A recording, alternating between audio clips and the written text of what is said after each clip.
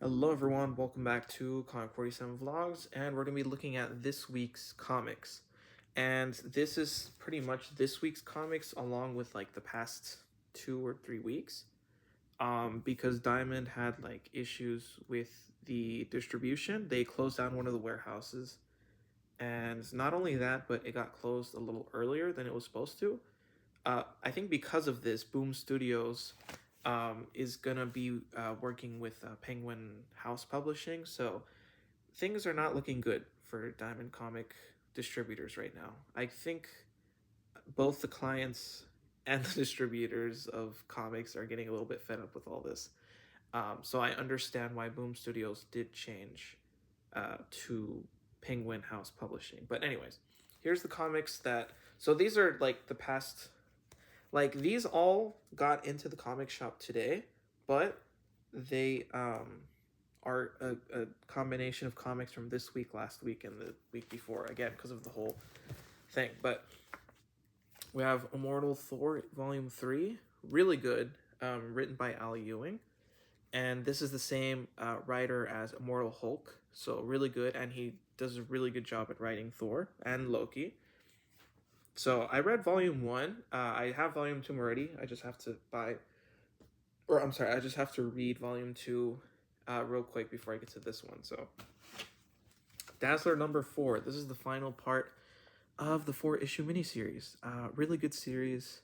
Really inspiring. Really, I don't know, full of hope, this comic. It's really good. So this is the final issue, so if you haven't picked up an issue of this, I would just wait till the trade paperback comes out.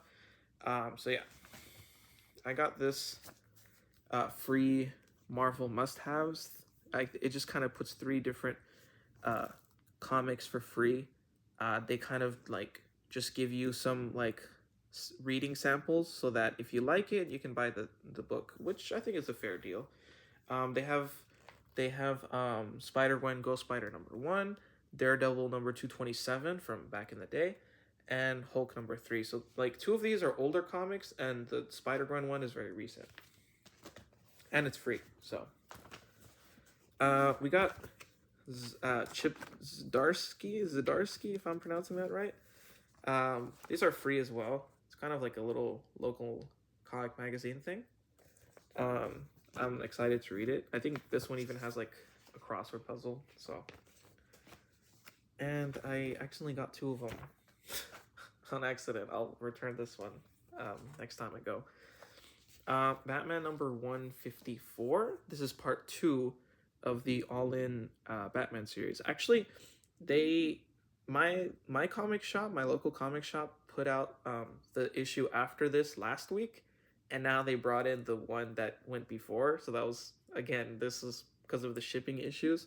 So I have to read now. I'm gonna read it like this one first that I got today, and then the one I got last week I'm gonna read after. It's confusing.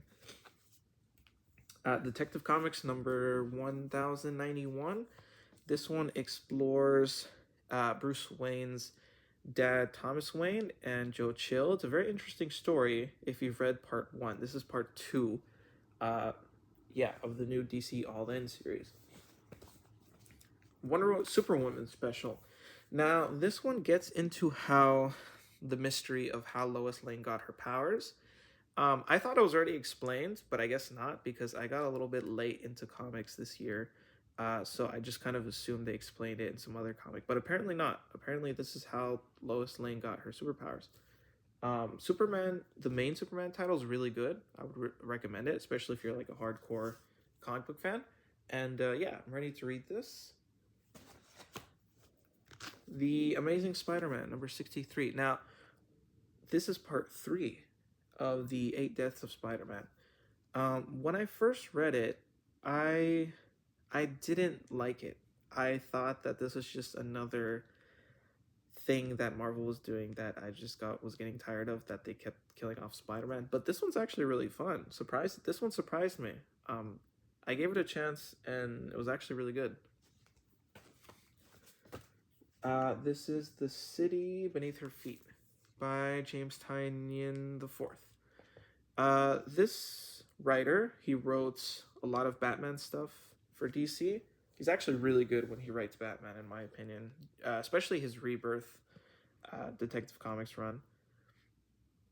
But yeah, this one has a lot of sapphic themes when I look through it, so that's why I'm interested in reading it. So yeah, I don't really know what to recommend. I just if I should recommend this comic or not. It looks interesting. The artwork looks pretty much like this, and the writer's pretty good. So that's why I got it. Also, this is good. This is another publishing company that usually prints out more like mature stuff. This is Calavera #2, Calavera PI. #2, I still haven't read issue 1. This came out last month, and I'm still haven't read issue 1. Calavera translates to skull. It's kind of like a Mexican-inspired comic, and and I thought it's interesting. And I know Spanish, and I'm part Mexican, so yeah. I'm gonna read issue 1 before I read issue 2. Batman Dark Patterns #1. This is interesting because this Batman comic goes back from way back in the day. This is like the old Batman logo, like 1970s old. We haven't seen Batman with an old logo in a long, long time. So that's really the selling point for this comic for DC. So I don't know. They had a preview of it. It looked interesting. I'm going to read issue 1 and see where this goes. Also, a lot of comics this week, by the way, because, again, the whole thing.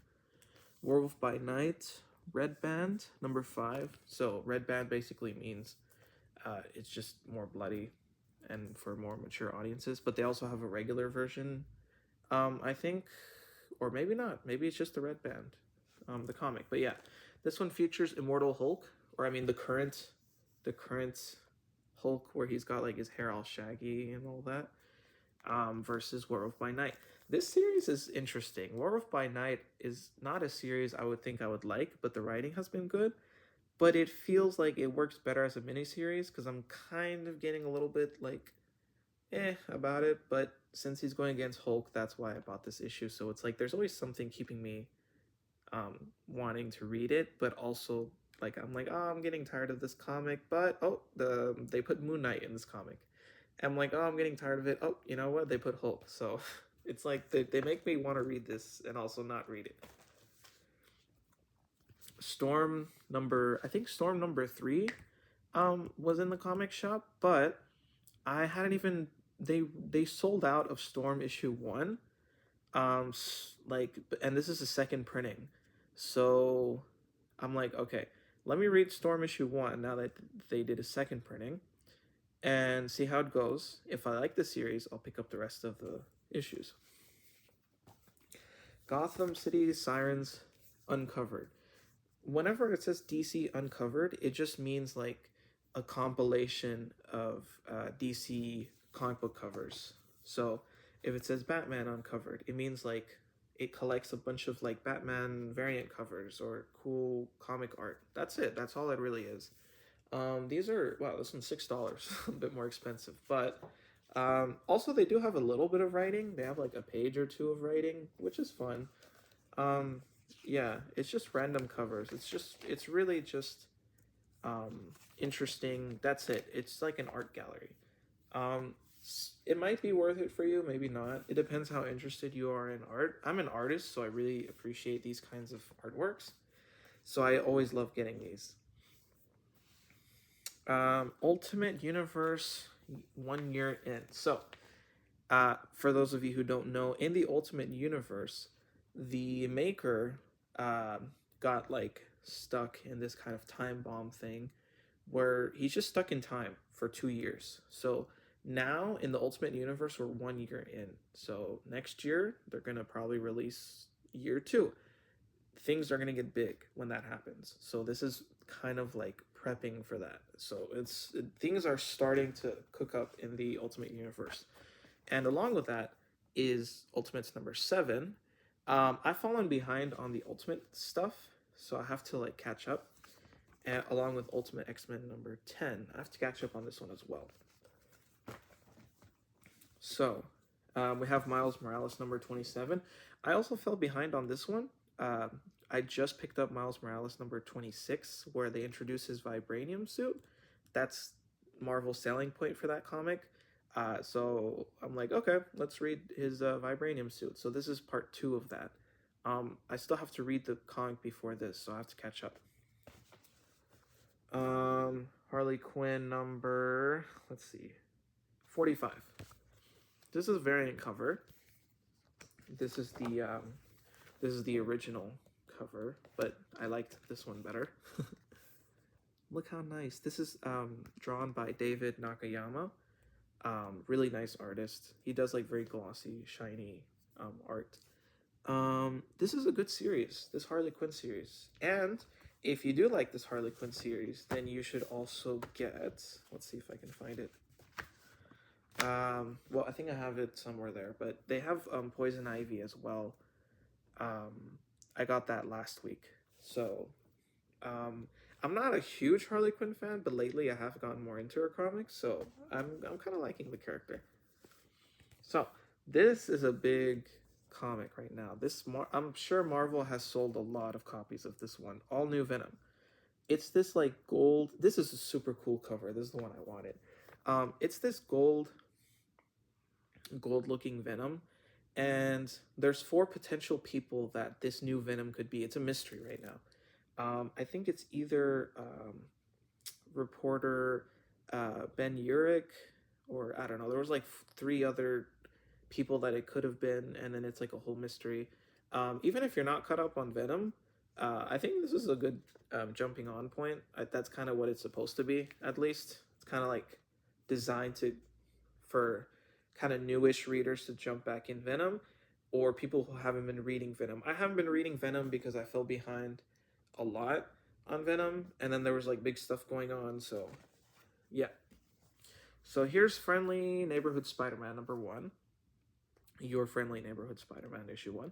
This is a prequel to Marvel's upcoming animated series. Now, I was unsure if I wanted to get this comic or not.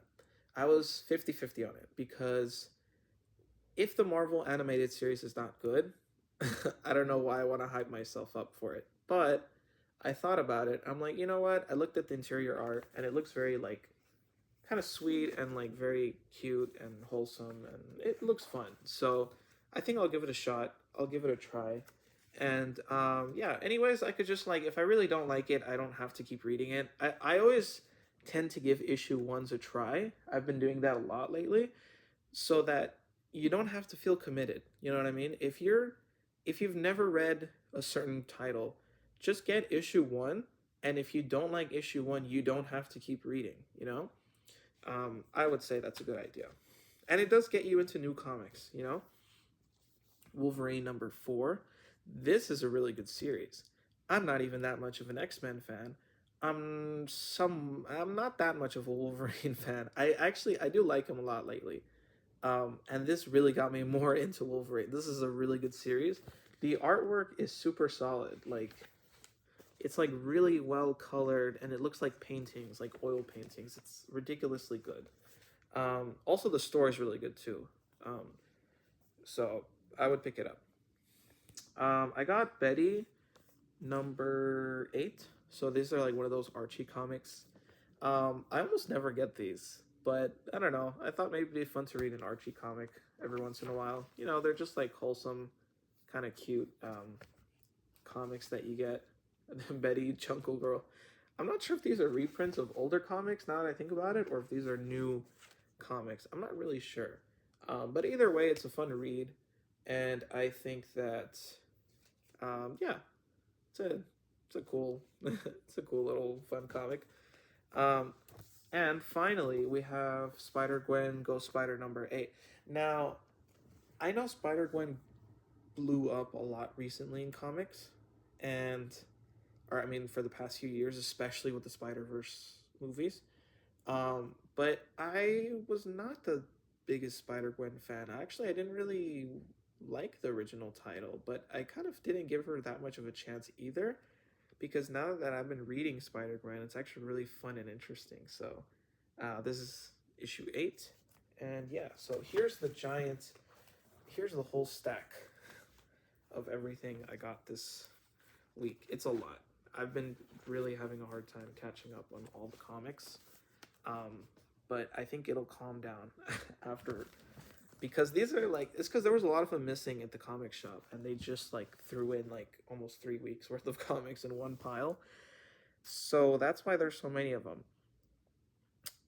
Again, it's because of Diamond. Diamond is the company that distributes most of Marvel, DC, and pretty much every comic book company. That they closed down one of the warehouses, and now they're only distributing from one building, I guess, so that they don't spend so much on shipping. But yeah, so thanks for watching, and hope you enjoyed this video. Yeah, so be sure to subscribe and leave a comment. What do you want me to review? I don't just review weekly comics, I also review different just random books that I like. So yeah, thanks for watching, and I'll see you next time. Bye.